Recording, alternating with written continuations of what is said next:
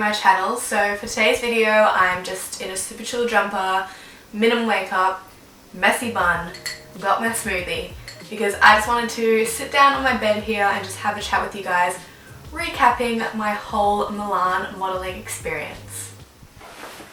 Put that down, it's annoying me. Does that look cute? I don't know.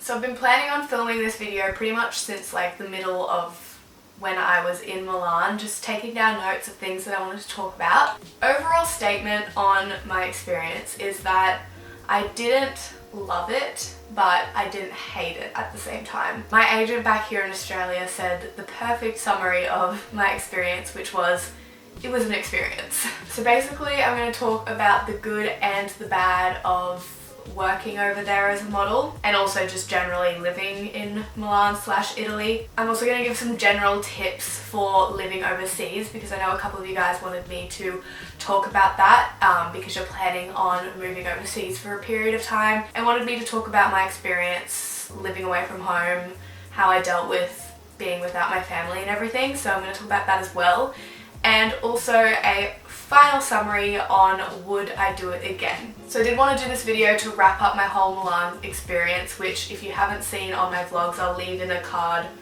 up here somewhere. I think it's this side. I don't know.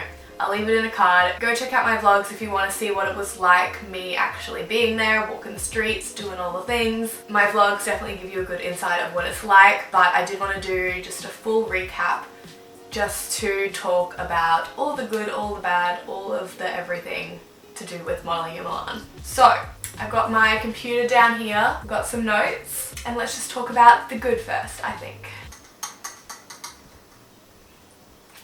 The first good thing about working in Milan is that you're super busy most of the time. Now I wrote super busy down in my notebook before the last month of being there, which ended up being very slow and pretty boring. But from, when was it? May and June was super busy. There was castings all the time. I had like a minimum of 3 a day, and then obviously jobs occasionally.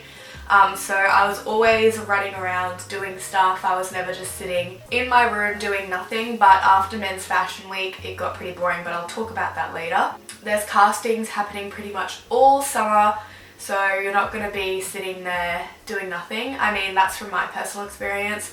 I know that some girls didn't book any jobs while they were there, but they were still busy going to castings. So it also depends on what kind of modelling you do. If you're more of like a runway model, you might have more castings because there's a lot more of those happening.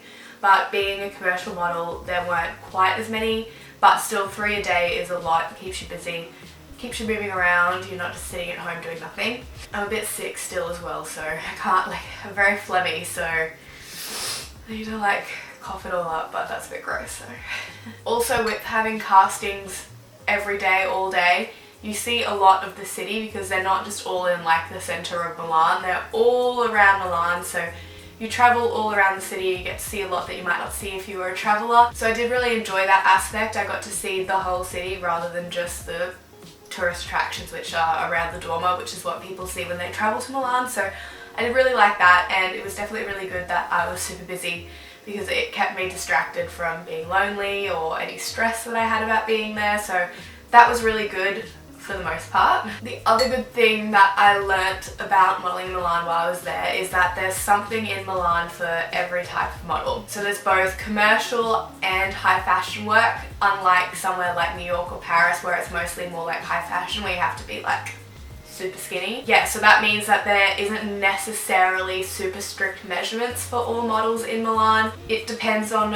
what kind of model you are and whether you suit that body type, because I know if you were a more high fashion model, your agency might ask you to slim down your measurements, but because there is commercial work in Milan and I'm a commercial model, I never got told that I had to lose weight the entire time that I was there, which is something that I was super stressed about. My body type is pretty much how I am. I can't be the measurements that you need to be in Paris or New York or anything like that. So that's one thing that I was pretty stressed about, because I just assumed that Milan was like those places and I would be told that I had to be really skinny. But that wasn't the case, which was good, but I know for some models that was the case. Also, some models, they were told that they had to put on weight because they were too skinny for being a commercial model. So, I mean, it depends on what you look like and what kind of modelling your agency wants you to be doing, but there is something in Milan for every kind of model. It's not like every model has to be these measurements, you know. Another thing that I really liked about Milan is that it's very easy to find your way around, and the metro and all the transport systems are relatively straightforward. The city itself isn't very big. Like, you'll be in one place and then just walk, and then you'll end up in another place and you're like, oh, I never realised that those two places were so close together. But like, you could pretty much walk around the whole city. It would take a while, but it's not like a massive city that you have to like drive or like get the metro for like hours and hours to get anywhere. The metro especially is very straightforward. I would recommend, if you are a model, to get one of the transport cards because it ends up being a lot cheaper than paying for a ticket every single time, and you can just easily just tap on, tap off. Super easy, so get a metro card. Most of the time I would try and just get the metro and then walk 15 minutes or whatever because it's easier to get the metro. The trams and the buses are a little bit more annoying. I think there was a lot of like road works happening in Milan, so a lot of the trams wouldn't go all the way, or the buses wouldn't go all the way that they were supposed to, and that wasn't like updated on Google Maps. And all the signs notifying of that at the bus stop were all in Italian, and I couldn't read them obviously. So that was a little bit annoying, but I kind of just worked it out if that ever happened and I had to get off the bus before I thought I would have to. So I'd recommend trying to get the metro as much as you can, and then just be aware that sometimes the trams and the buses don't work how you expected them to. So I would just find another, on Google Maps, another tram line that would go in the same direction, and then just walk to that one and get that one. So it's not super annoying, but the metro is definitely better than the tram and the buses. And walking is always a good option. Obviously, then you don't have to rely on waiting for a bus or a tram. Bring good walking shoes because you are going to be doing a shitload of walking and your feet are going to get really sore, so bring good walking shoes with you. I also really liked walking because you got to see a lot of your surrounds as well rather than being on the underground metro. So yeah, transport's pretty easy, didn't have too many issues. Make sure you get a SIM card so that you can use Google Maps and everything, and you'll be sweet. Another positive is that most people in Milan speak English semi-well or pretty well. I didn't really have a problem communicating with anyone, and on shoots if someone didn't speak good English, someone else did and they were good at translating for me, so that wasn't a problem at all. Some restaurants a little bit further out of the inner city, they don't speak the best English ever, but there's always a way to work around. You can always Google Translate. It's not the biggest deal. Most people speak English. One thing that I really liked was that it's really easy to make friends there. In the model accommodation, obviously, you're kind of forced to be friends with the people that you live with. Obviously, I love all the people that I lived with while I was there. I mean, people came in and out all the time, but I didn't feel forced to be friends with them. But at the same time, because you live with them and you're talking with them all the time, you kind of become friends with them anyway. I would recommend, if you're going to Milan, even if you don't want to be in model accommodation the whole time, it's good to be there for like a week or two or something so you can meet some people when you first get there, so you have some people to hang out with, because that's the easiest way to make friends, is in the model accommodation. Another way that I made friends was at castings and jobs. People are always happy to chat, especially if like I hear an Australian accent. That's how I made friends with Angelica, which was at a casting. She heard me talking, she was like, "Are you Australian?" I was like, "Yeah," and then we became friends. I think because everyone who is there is usually there by themselves, people are very keen to like talk to other models and make friends. There's girls that I randomly met and we were like, yeah, let's catch up. We never did, but still, like, it's nice that people are willing to like chat with you and everything. And also at castings, if you're lost, it's very easy to pick out another model and everyone's usually very happy to help each other. And the final good thing about being in Milan / Italy in general is that the food is obviously amazing. Need I say more? So that's most of the good things that I could think of. Now let's move on to the bad. So as I said before, it gets really boring after Men's Fashion Week, which is the end of June. Obviously Men's Fashion Week is for men, but I feel like after Men's Fashion Week, every brand kind of just like, okay, let's go on holiday now. So how it works is that in August, Milan's fashion industry shuts down. That's when they have their holidays. Everyone goes away, all the agencies shut down, all of the brands go on holidays. There's nothing happening in August. Even like our model accommodation, you had to be out of there by August because the landlord was going on holiday. Everything shuts down in August. But in my experience, everything kind of shut down, not everything, but most things shut down end of June. There were still jobs, like I was still kind of working once or twice every week, but all of the castings stopped. Most days I had no events, no castings, and I just had to keep myself busy. And because you have to be available just in case, you can't travel. Even though weeks I had nothing on, I could have traveled somewhere in Europe, but you can't because you're stuck there. And because I'd already been there 2 months, I'd already seen everything in Milan basically. Like Milan isn't very big, there isn't much to see, it's not a big tourist city, so there's not much to see. So I'd already kind of been everywhere, so I was basically just didn't really have anything to do for a whole month, apart from when I had jobs and the very, very occasional casting. So that kind of sucked. Obviously you can still be there in July. Like some girls in my apartment arrived at the end of June and they still were doing things, like they were still working, but there weren't any castings, so they were still pretty bored as well. But I feel like if you've already been there for a long period of time, like I had from March, June, I wouldn't stay for July. The most annoying thing I think about modelling in Milan is that the promoters are extremely annoying and stressful. So basically, if you don't know what promoters are, they are guys, apparently usually they're ex-models or they've worked in the industry or something like that, and they get paid by clubs and restaurants to get a group of models, bring them to the restaurant, feed them, take them to the clubs, party in the VIP-ish area. I think it's because if there's heaps of models at a place, people are like, oh, this must be a cool trending place, so that's why they bring models. These promoters are especially annoying because they hang around big castings where a lot of models are invited to cast for the job. My dog is at my door. Yeah, he was. Yeah, they hang around outside the big castings trying to meet models and get their names and Instagram so that they can contact them when they need models to come to the clubs and everything. They basically won't leave you alone. I left a big casting, didn't want to obviously have anything to do with them because I'm not really into that clubbing scene, so I didn't really want to go out with them at all. Like I didn't want anything to do with the promoters while I was there. So I was just trying to make a beeline to the metro and leave. But one guy chased after me basically and was yelling at me, trying to get me to talk to him, and I was like, no, I'm not interested, like I need to go to another casting, like sorry, I can't stop and chat, need to go. But he followed me down the street and didn't leave me alone until I like walked down into the metro. So that was a little bit stressful. Didn't like that at all. These promoters mostly are very professional. Like if you do want to go out and you do want a free dinner, like they're not dangerous or anything, they're just very annoying. If they know your name and they know your Instagram, they know how to contact you, they won't leave you alone.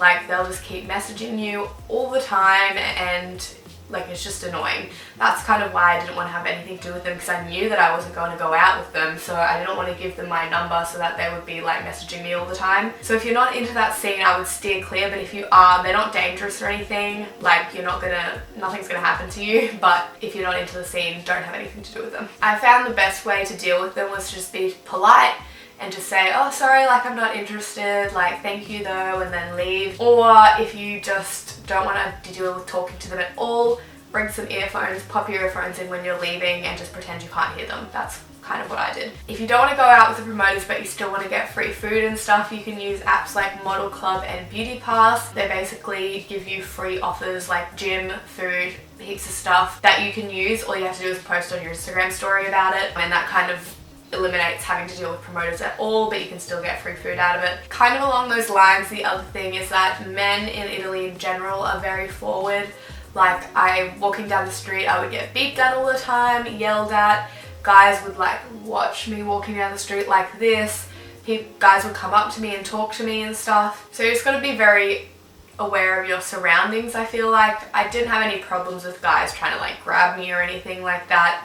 It's just be aware of what's happening around you, because, you know, you never know, a guy could be dodgy. Like, one guy came up to me as I was walking back to my apartment from the metro, and he started talking to me, and at first I was like, oh, I'm just going to keep walking and like see if he'll just leave me alone, but he wouldn't stop talking to me.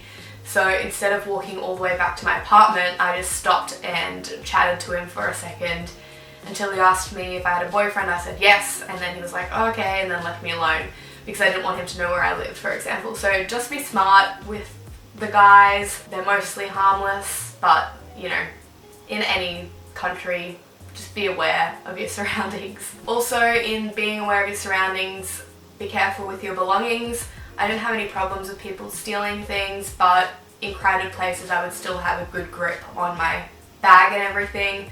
Apparently, Kai saw an old lady, she was getting on the metro, and the guy came up behind her, took her bag and ran off. I didn't have any issues like that, but in crowded places I would just make sure that I knew where all the openings of my bags were so I could be aware in case someone was trying to take something. Didn't have any issues, but obviously in those kind of countries you have to be a little bit careful. If you are worried about your stuff, keep all your precious belongings like your wallet and phone and everything in like a small crossbody carry bag that you can keep right on your body, and then your big stuff in like a backpack. But I had a backpack the whole time and I didn't have a problem, so it just depends. Yeah, just be careful with your stuff. Another thing that I didn't like is that it's extremely hard to travel. So a lot of people when I came back were like, oh, how was Europe? And I was like, I didn't really see any of Europe. I was stuck in Milan the whole time. And they were like, what do you mean you were like stuck there? And I was like, I can't leave. Like, as I said before, you have to be available to work because you're there to work. So you can't just get up and go to another country whenever you want, and you don't get your schedule till the day before, so you can't really plan anything in advance just in case you get a job, even for weekends. So yeah, while you are in Europe, you can't really see much of Europe, which really sucks because I was like, I'm so close to all these countries that I want to go to, but I can't leave. My agency did give me my schedule the night before, so you can plan day trips, like we went to Como one day because you can do that in a day. You could do like Florence or something in a day, but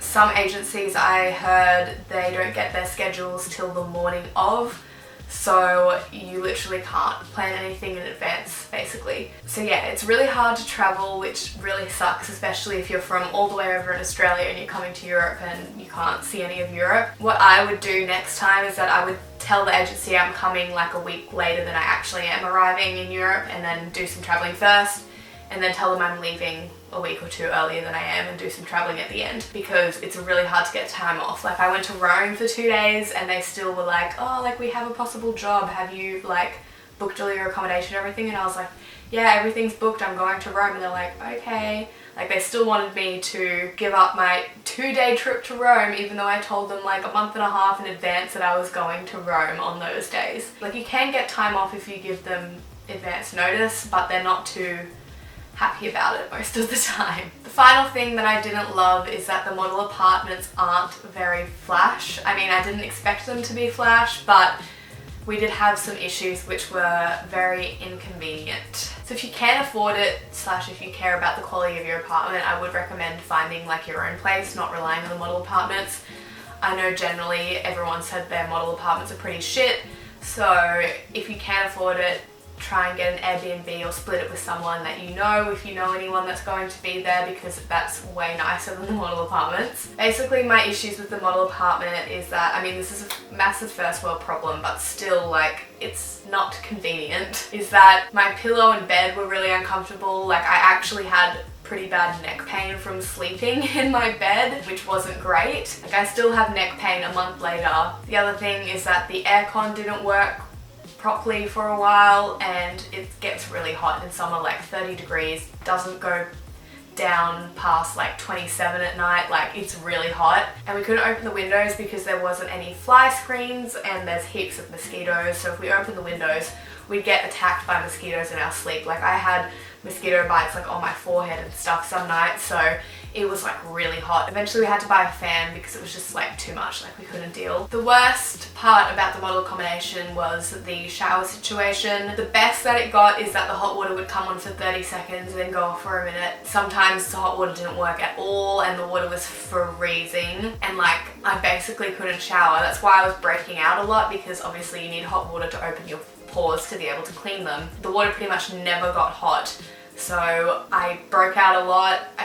I would get in the shower, wash my body really quickly and get out. Like I couldn't wash my hair a lot of the time because it was just too cold. So yeah, the shower was probably the worst part. Obviously those are massive first world problems, but still very inconvenient, especially when your job as a model is to look nice and you can't even clean your face properly or your hair properly. Like it's just not great. I would also highly recommend, if you're staying in model accommodation, to bring earplugs and a sleeping mask. The girls that are going out with promoters and stuff are going to be coming in at 4 AM pretty much every night making noise, so if you want a good night's sleep, earplugs, sleeping mask are definitely a necessity. Alright, so those are all the good and bad things that I could think of, like the main things.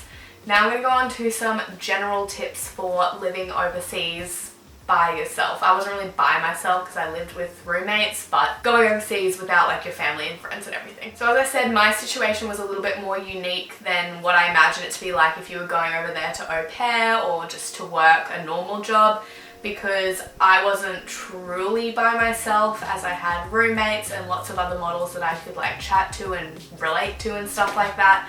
I wasn't like completely by myself, and a lot of the models that I was interacting with were very happy to make friends because they were also there by themselves, so it was very easy in my situation to make friends because I was always with people that were very happy to chat and, you know, stuff like that. So I think my situation is a little bit different than if you were there to au pair or work or something, but I'm still going to give you some general tips on how I combated missing home, because I did still miss home a lot. So obviously the best thing to do is try and put yourself out there to meet new people. I know that's way easier said than done, but having a group or like a couple people that you can contact to hang out with when you're not doing anything is super helpful and just makes the whole experience much more enjoyable. I obviously can't give any tips on how to meet new people because I was always in situations where I was meeting new people, but I guess reach out to people that you're working with, or you know, try and join like a Facebook group or something. I don't really know, but it's really helpful to have someone that you can hang out with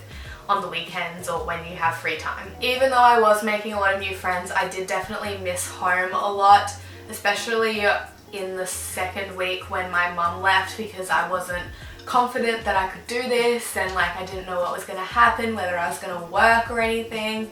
So I was definitely very stressed, and then when my mum left I was completely alone with just like new people that I just met.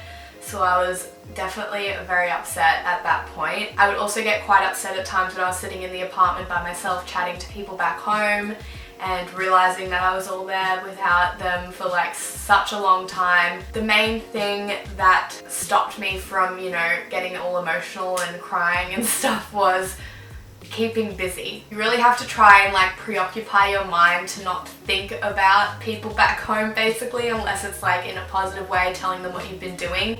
Because if you think about not being in the same place as like your boyfriend and your family, then that's when you're gonna get upset. So keeping busy doesn't mean just traveling and stuff, like reading a book.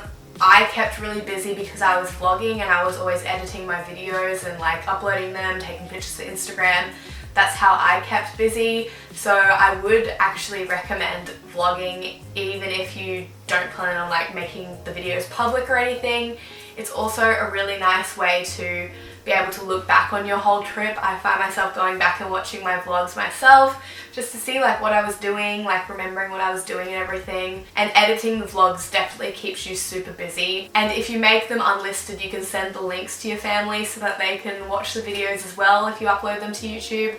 Like you don't have to make them public for the whole world, but you can send the links to people and they can see what you've been up to as well. So I definitely would recommend vlogging. It's really fun. Obviously you don't have to do the whole filming yourself.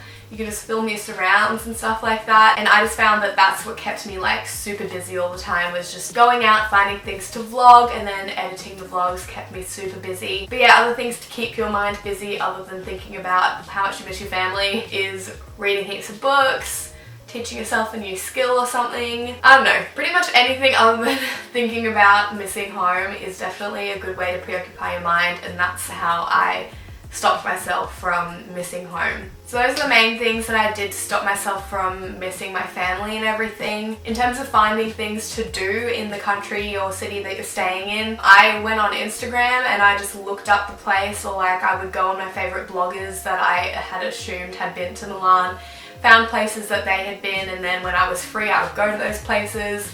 Instagram's really great for finding new things to do, especially if you like are looking up restaurants and stuff. You can go into the restaurants, see the food, everything like that, because obviously it's difficult to read a menu, so seeing pictures on Instagram is another great way to like figure out things to do in the city that you're staying in. I also found Google Translate really helpful, like the picture thing. Like it isn't very accurate, but holding my phone up in the supermarket over like products was a good way to get the general gist of what things were. It's usually pretty easy to figure out what things are, but some things like oat milk, I didn't know what was oat milk, what was rice milk at first, so I just hold my Google Translate camera thing up to the product, tell me it was oats, that's the one that I need. So Google Translate was really helpful. Google Maps is what I use to get around. I thought it was pretty accurate. I know there are other apps, but I just used Google Maps because that was easiest for me. My Taxi was what I used to book taxis. Uber isn't in Italy, isn't a thing. Like it is a thing, but it's really expensive. So I just used My Taxi to like order taxis if I needed to get somewhere. I didn't use a taxi much, but My Taxi was the app that I used for that. And yeah, I just recommend getting some books on your phone to read. That's what I did a lot of the time, like sitting on the metro, I just have a book that I would read if I was, you know, traveling like a long distance. So books are definitely a good thing to have on your phone just in case you're sitting around doing nothing. Again, good to preoccupy your mind and keep your mind off home. But yeah, just try and keep yourself busy. That's the best thing that I could say. Hopefully some of those tips were helpful. It's kind of hard because my experience was obviously very different to a majority of people's overseas experience. And finally, would I do it again? Probably not. As I said at the start, I didn't hate it, but I didn't love it. So I probably wouldn't do it again. I would do it again in like another country. Like I'd love to go to America and try the American LA scene, because that's probably where my body type, my look would be suitable. I would definitely like to try modeling in another country, but in Milan, it wasn't amazing enough for me to do it again, if that makes sense. One, it's not really like, for me, it's not really financially worth it, because flights from Australia to Europe are obviously very expensive. It's not like a flight from a European country to Milan, it's like 75 bucks, 100 bucks. My flights were really expensive, so I already had that expense, and then obviously I had to pay back, I don't know why I say obviously a lot, it's so annoying. I had to pay back my agency for all the accommodation and website fees and everything. So I made enough to pay them back, and I made enough to cover my flight, but I didn't make enough to cover my personal expenses while I was there. So financially, it's not really worth it for me. I mean, it might be different the next time I go because I've already been there. Companies might know me, but then again, I feel like I still wouldn't make enough to cover what I would spend there. See, I don't think it's financially worth it for a model from Australia or New Zealand or somewhere really far away where it's expensive to get to Europe. I don't think it's worth it. If you live in Europe, yes, definitely worth it. But from Australia, I think it's just too expensive to get over there, and you don't make enough money. Over there, they don't pay as much as they do in Australia, and they also take a lot more commission than they do in Australia. So yeah, financially, not worth it. Experience-wise, definitely worth it. I got a lot of experience of running around to castings and all of that kind of thing. Met a lot of new people from different countries that I would never have met before. So the experience was worth it. I just don't think I would do it again in Milan. It's like fluff on my nose.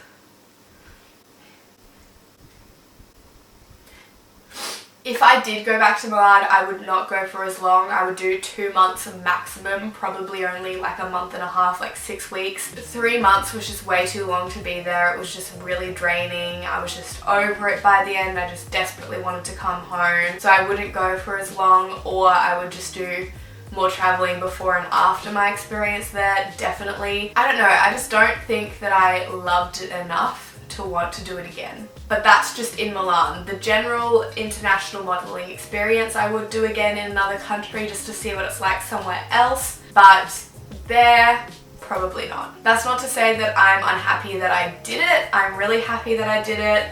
It's a great experience. I'm glad that I did it, but I probably wouldn't do it again. So if you do get the opportunity to go there, I would encourage you to do it. It's a great experience. I'm not knocking that at all, but for me personally, and just comparing like that to my life in Australia, I just probably wouldn't do it again, if that makes sense. Anyway, that's all that I have to say. Recapping my Milan modelling experience. If you have any further questions, pop them down below. I will definitely get back to you and answer them. You can also message me on Instagram as well if you want it to be a little bit more private. Instagram is here. Make sure if you didn't see my vlogs to check them out. I will link them up here somewhere and down below as well. If you did like this video, don't forget to give it a thumbs up, and if you want to see more videos from me, subscribe to my channel. The button is down below, and while you're there, if you do want to get notified when I upload my videos, hit the bell icon. If it works, apparently it doesn't work, but you know what, it doesn't hurt. Hit the bell, then you'll know next time I upload. Cool. Thank you so much as always for watching. I do hope this video was helpful. I'm really glad to wrap up my Milan modelling experience now and move on to other things. But yeah, I will see you guys in my next video. Bye.